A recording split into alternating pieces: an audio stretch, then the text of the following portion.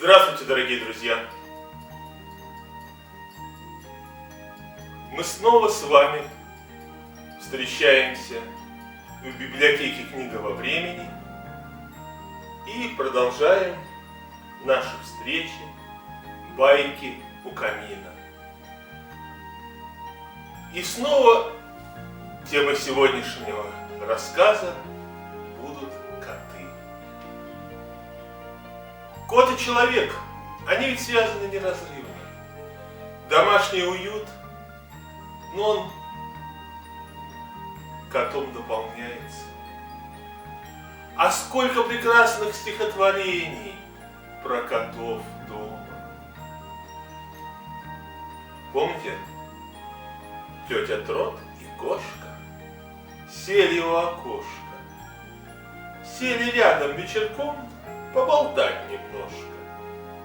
Трот спросила: кис-кис-кис, ты ловить умеешь крыс?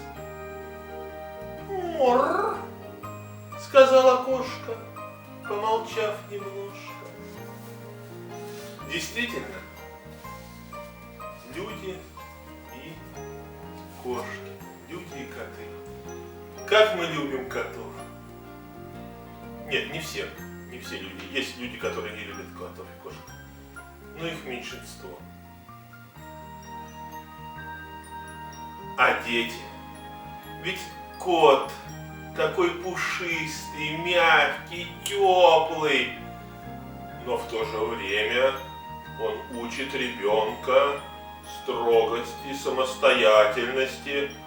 Он не допустит фамильярность, если он не захочет. И вот первая встреча мальчика с котом. Она запечатлена на современной скульптуре, которая находится в Выборге. И я вдруг подумал, вот собачка, она сопровождает своего хозяина везде и всюду.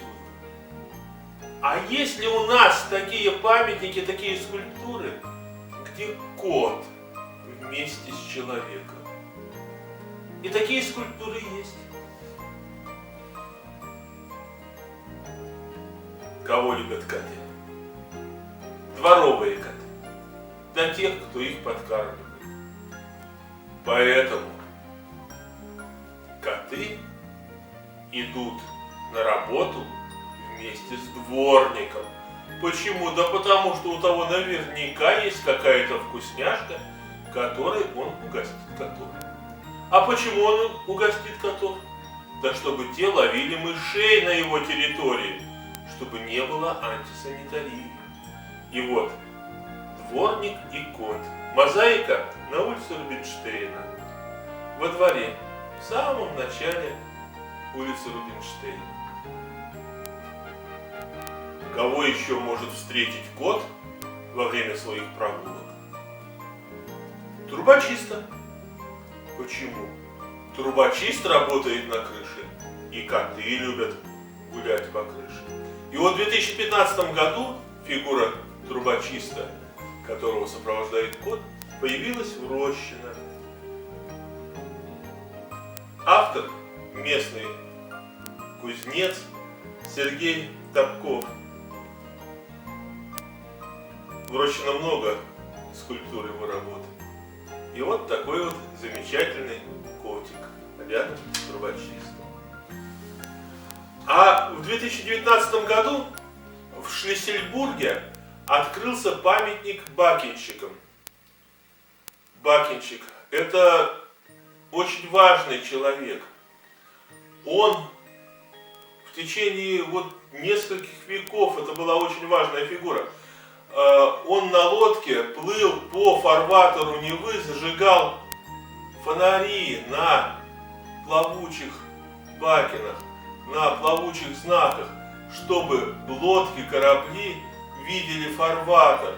Не только на Неве, на других реках, в других местах.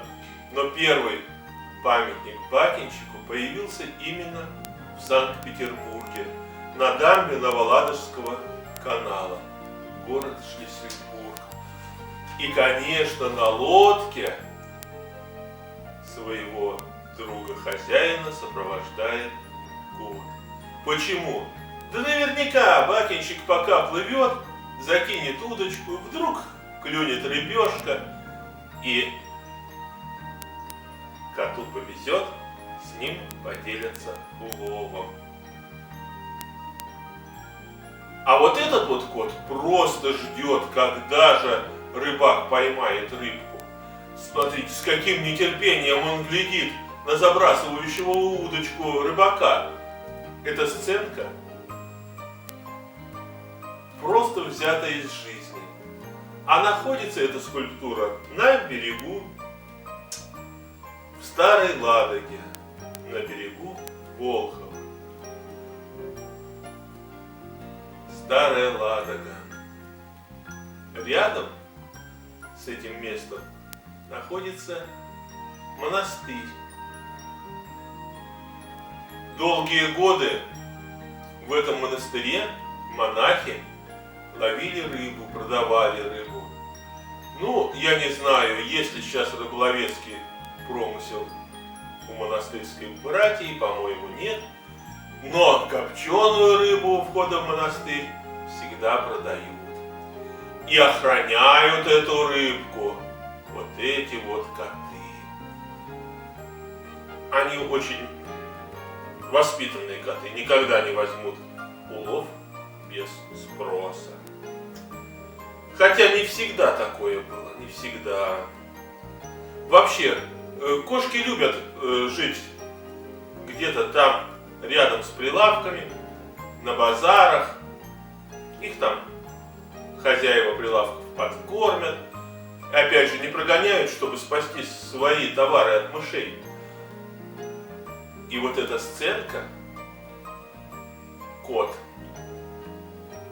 точнее кошка, потому что зовут ее Хвостик, и она отдыхает под прилавком с арбузами на рынке, на сенном рынке.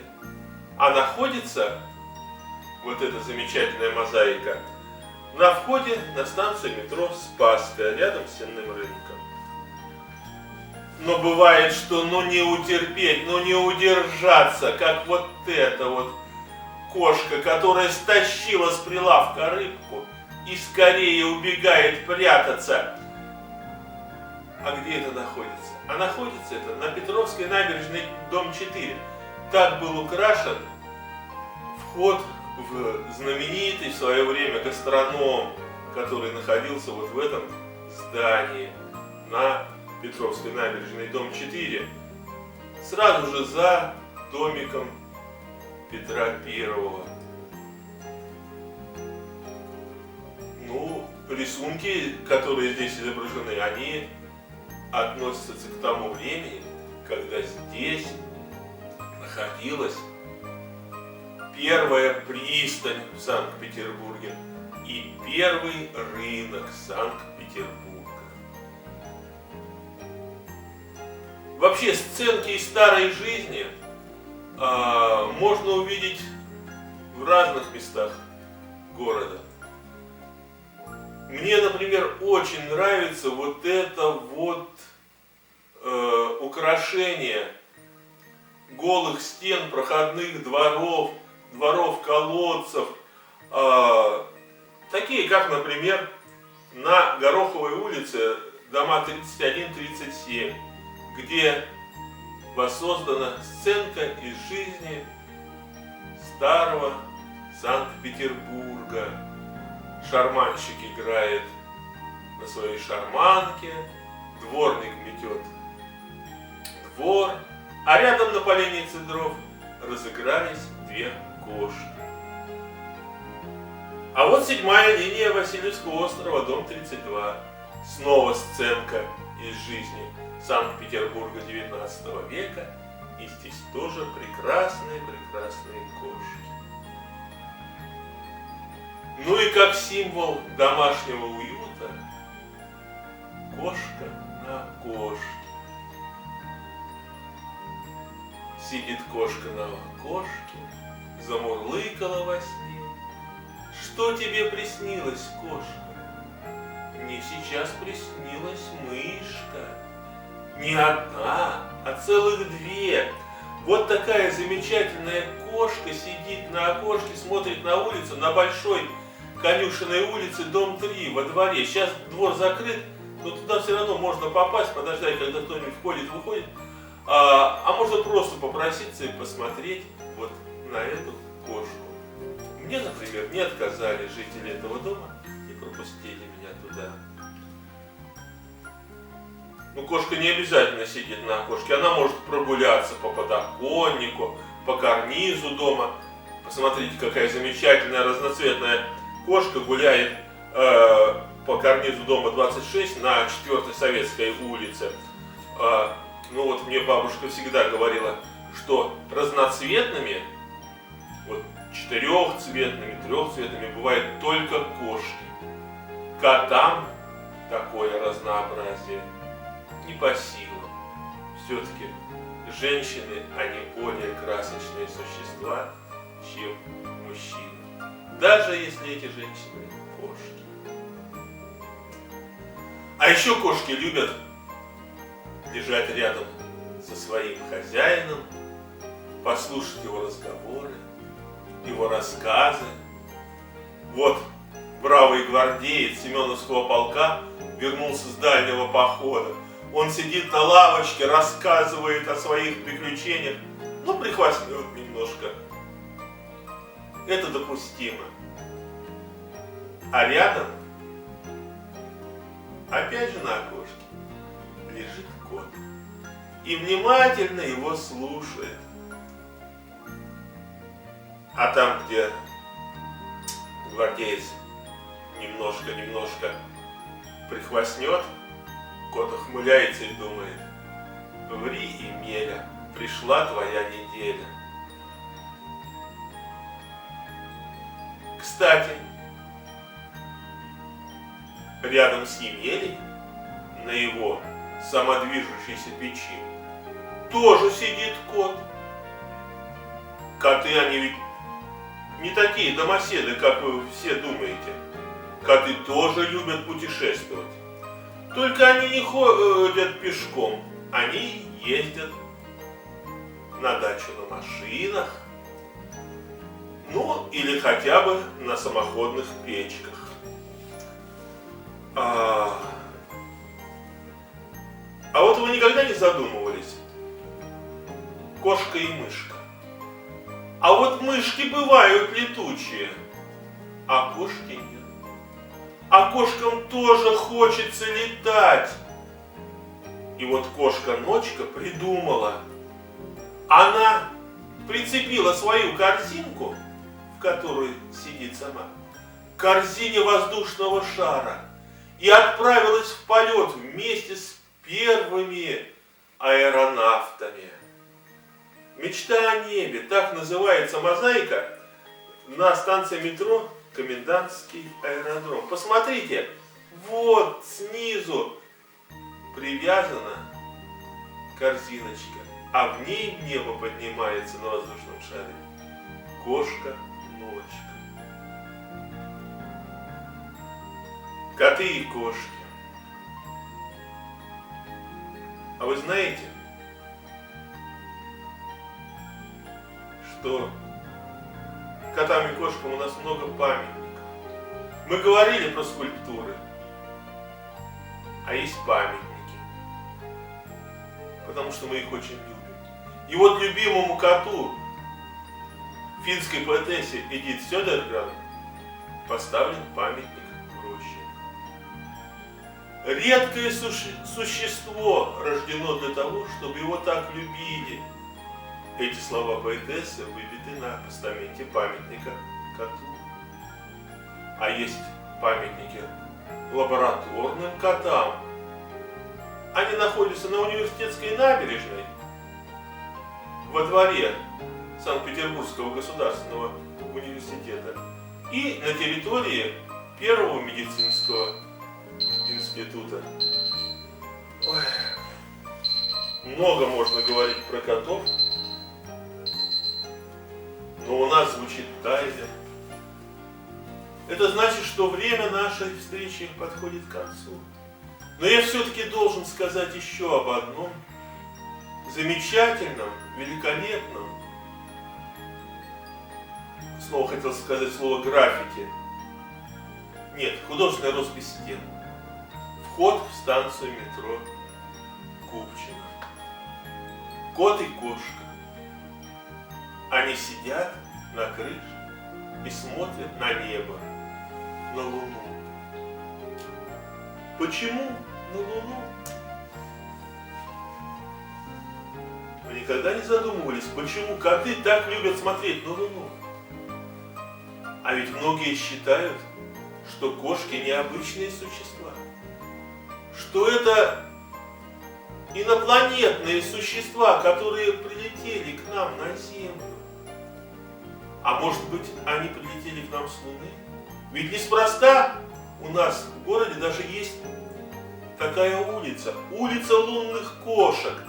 Так называется проезд между домами номер 77 по Каменноостровскому проспекту и домом 3 по набережной реки Малой Невки. А то, что коты летают в космос, можно посмотреть на Гатчинской улице 22, где кот летит в космосе. И я вам сейчас открою великую тайну. Наверняка вы все смотрели фильмы фантастические о том, как инопланетяне прилетают на Землю, чтобы покорить нашу Землю. Так вот, великая тайна в том, что инопланетяне уже давно живут среди нас. Они захватили Землю, они покорили Землю, они приручили жителей Земли, людей. И они живут в жилищах людей. Они позволяют людям ухаживать за собой, кормить себя, убирать за собой, играть за собой, играть с ними. И эти великие инопланетные захватчики, коты и кошки. На этом, друзья, мы заканчиваем цикл наших встреч, посвященных котам Санкт-Петербурга. Но наши встречи продолжаются. И если вам нравятся наши циклы передач, пишите отзывы, ставьте лайки, пишите комментарии и пишите, о чем бы еще вы хотели услышать в наших встречах «Байки у камина». Всего доброго, до новых встреч!